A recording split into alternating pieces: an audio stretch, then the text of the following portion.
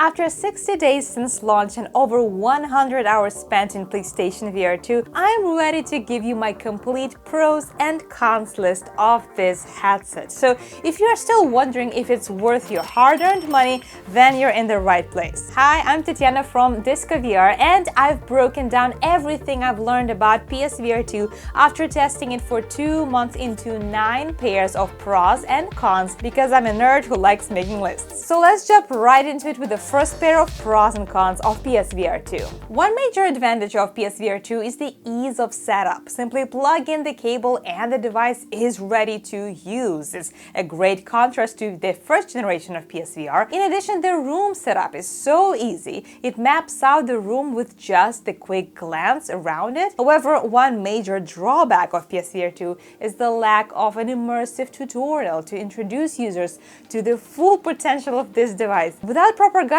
especially new users may find themselves struggling to navigate the world of VR, which can be frustrating and even turn them away from VR altogether. I think it's essential for users to have this guided intro into VR and start with slower and less intense VR experiences to build up their tolerance and get a feel for this technology. For example, one game that I would highly recommend for beginners is Horizon Call of the Mountain, but mostly because it offers a variety of comfort options that makes the transition to VR gaming as smooth as possible. And plus, this game is visually stunning and a great way to showcase all the display of the PSVR2. Adimo and Tentacular are also very good examples of starter games that are very static and are guaranteed to suck new users right in a very comfortable way and present the world of VR in the best possible light. So an intro demo experience would be perfect here, but well, Sony kinda dropped the ball here. Another advantage of PSVR2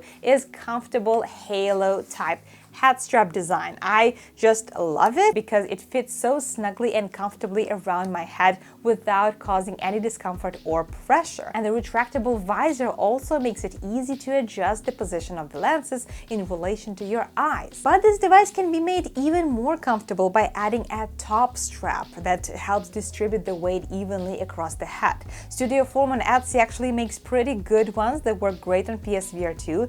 And if for some reason you can't find the most comfortable fit with this, try this soft and thick top strap, which will definitely solve your comfort problem. I will leave the link to it in the description. But on the other hand, the disadvantage of PSVR2 is the sweet spot. It is relatively small and may not offer the sharpest visuals when compared to higher-end PC VR headsets. Its smaller size may detract from the overall VR experience for users with a keen eye who prioritize visual clarity and sharpness. Basically, finding the correct position of the headset on your head is essential for clear visuals.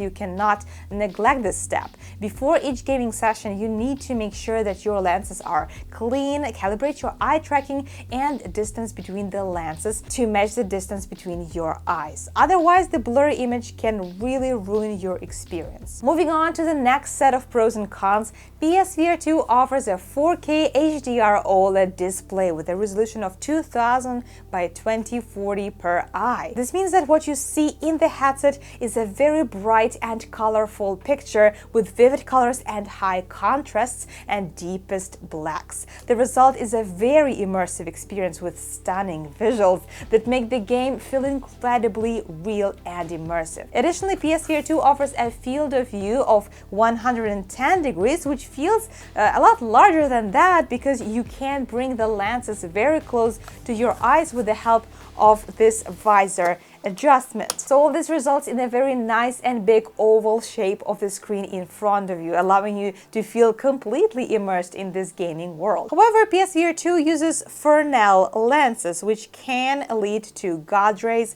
screen door effect, and mirror. All of these issues are definitely noticeable to a trained eye, even though new users might not even pay attention to them at all. After all things considered, it is a huge improvement compared to Quest 2 and PSVR 1. Still, while these issues may not significantly impact gameplay for most users, they are worth considering for those who are sensitive to these visual artifacts. Let's move on to a standout feature of PSVR2, eye tracking. This headset can track your eye movements, which is great for adjusting your IPD. This makes it very easy to align the display with your eyes, providing optimal clarity and reducing eye strain. In addition, this eye tracking can be incorporated in the gaming experience. For example, it can be used in-game for menu selection, for interacting with in-game characters, and even reacting to blinking. This allows for more natural and intuitive control for in-game actions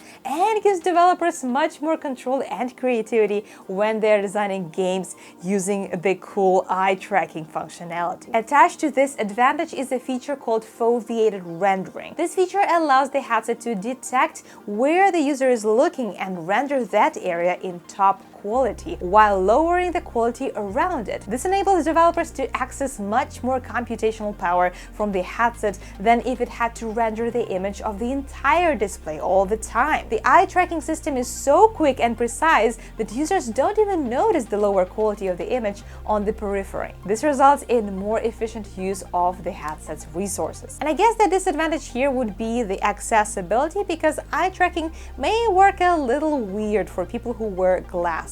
I personally think that you should not wear glasses in VR whatsoever, because glasses can scratch the lenses in VR. Fortunately, there is a solution available for those who wear glasses, which are prescription lenses, like these ones from VR Wave that mount on top of the PSVR2 lenses.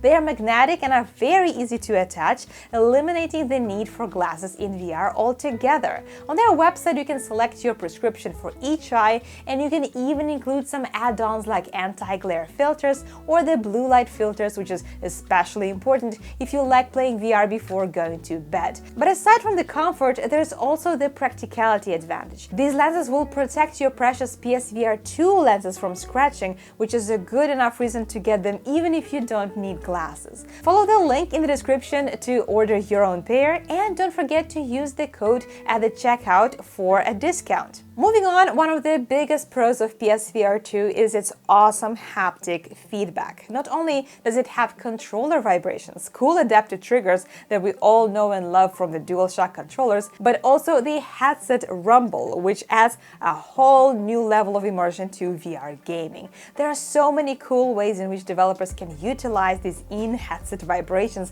according to different in-game events, and this truly makes PSVR2 stand out among its competitors. And of course, if you're a first-person shooter lover, those adaptive triggers on the controllers work differently depending on the type of a gun you're using in the game, and it's a total game changer for VR immersion. I honestly don't have accounts directly related to the haptic feedback, but a disadvantage connected to it is its effect on the battery. The controllers have a battery life of around 4 to 5 hours, which can be a bit disappointing for gamers who want to play for longer.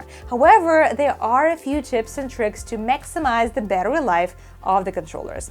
For example, reducing the intensity of the vibrations or setting up auto turn off can extend your battery life. And of course, making sure to charge your controllers overnight can ensure that they are always ready for your next gaming session. Next, PSVR2's inside-out tracking system is a major pro, as it eliminates the need for base stations or cameras. As you can see, it has its own tracking cameras. The tracking system is pretty accurate, although not perfect, but these are still very early days for PSVR2, and it is expected that software updates will further improve the tracking system. But of course, one downside that I cannot ignore is that PSVR2 is still a tethered cabled connection that does not offer wireless connectivity. To some people, this may be a major hindrance, especially if you're coming from a standalone headset like Quest 2. Additionally, the tracking system keeps losing tracking depending on your lighting condition in the room, at least based on my experience. To have a better tracking, the room needs to be very well lit, and it may be useful to buy infrared lamps. You will not see the light from them with your eyes, but these cameras will detect them, and they will allow you to play VR with PSVR2 even in the darkened room if you have the infrared lamps directed towards it. I've noticed that it can also sometimes lose tracking if you're facing your TV while in VR. However, PSVR2 offers tracking support options that can solve this issue, and I explain how to improve tracking and many other useful PSVR2 tips in my previous video linked in the description, so go ahead and give it a watch. Lots of useful information there. One cool thing you can do with PSVR2 for gaming is access discounted games that have been ported to VR. Games like GT7, Resident Evil, No Man's Sky, and many others can be purchased at a lower price, and you may also be able to find some used CDs or discounted games on Amazon. This can be a great way to enjoy VR gaming without breaking a bank. However, the bigger disadvantage here is that PSVR2 games tend to be quite expensive, especially newer titles that have been specifically designed for this platform. There are some good exclusive games, but there are also many games that are ported from other VR systems, like you will find many familiar titles that you can play on Quest 2 and not that many PSVR2 originals yet. Additionally, PSVR2 is not compatible with Steam VR, so you won't be able to play games from that platform, at least not yet. And also, unlike PC VR games, PSVR2 games do not typically support modding. Basically, PSVR2 is a great platform, but it is much less flexible in terms of what games you can play. Prepare to be locked in that PlayStation ecosystem. One other cool pro of PSVR2 is that you can use it without a TV. That means that you can dive into virtual reality gaming without having to worry about setting up your console near your TV or worrying about taking up valuable living room space. The PSVR2 headset essentially acts like a display, so you can even play regular flat-screen games in a cinematic mode. The cinematic mode allows 1080p quality though, not 4K unfortunately, but it is still really cool to have this huge display in front of you to play any PlayStation games. But the disadvantage is that PSVR2 does not have built-in speakers. This means that in order to get audio, you will either need to hear it from TV or use headphones, and headphones is your only option if you don't want to turn on your TV. These earbuds come in the box with your headset, but I think that headphones can add another layer of discomfort or annoyance during longer gaming sessions. For example, these earbuds keep falling off my ears. I absolutely cannot use them. And wearing larger headphones, well, it might not be the most comfortable experience to wear these headphones on top of an already bulky headset. Additionally, there is no volume button on the PSVR2 headset itself, which also can be a minor inconvenience. Instead, users will need to navigate through the headset's menu to adjust the volume. While this may not be a big deal for some users, others may find it frustrating having to fumble with the menu just to adjust the volume. And the final pros-cons pair is related to the price of the headset, and here's where it gets controversial, because some VR users believe that $550 for this headset is a real bargain, while others are convinced that it's way too expensive, considering that you also need to pay $500 for a PS5 console. But it's really not that straightforward, because there are many components that go into the PSVR2 price discussion. For example, if you compare the previous generation of PSVR, you'll find that taking inflation into account and the fact that you need to buy controllers and tracking camera, PSVR2 is actually a better deal now than PSVR1 was when it was first released in 2016. PSVR2 price is such an extensive topic that I made a separate video breaking it down, and I definitely recommend you go and watch it before you make up your mind whether the price of PSVR2 of $550 is a pro or a con. I also made a list of 20 essential PSVR2 tips and tricks that you must know about if you've already bought your PSVR2, so head over there and give it a watch.